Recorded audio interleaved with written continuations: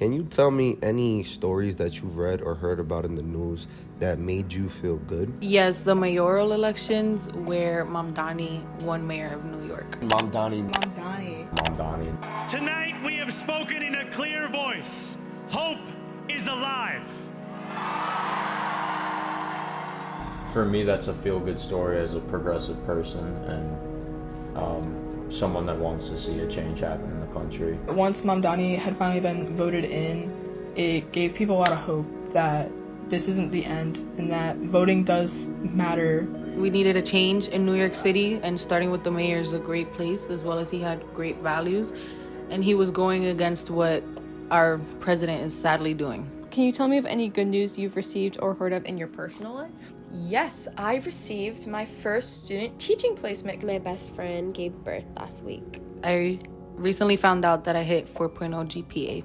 Graduating on time. Do you think the world would be different if news networks put more effort into telling feel-good stories? Absolutely, because as someone that's part of the journalism major myself, when I took investigating the news, one of the first things we learned about is how the industry profits off of horrible things happening, and you don't really see the cat getting saved in a tree by a firefighter, but you're going to see every bad thing that happens, shootings, because that's what makes the money. People feed into negativity. I do think that the world would be better if the news put more effort into feel-good stories. For starters, I feel like the news sometimes is the way that a lot of people start off their morning.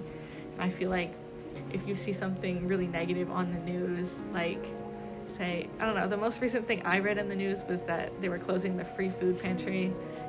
You know, that'll really bring it down when you're stepping out the door.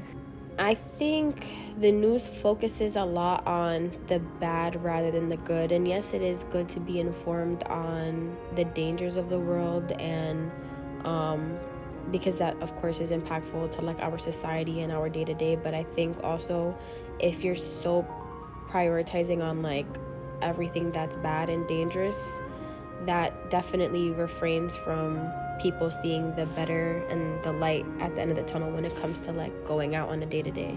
You know, there's a lot of bad stuff going on today, a lot of negativity, a lot of people arguing about things, and I think that in general, if not only, you know, news networks, but just if we all could kind of try to love each other more and just, spread more positivity, spread more happiness and little things like that. The news outlets only promote a lot of violence and a lot of negative things that they do. Maybe if they promote something good, it would invite people to do more good things.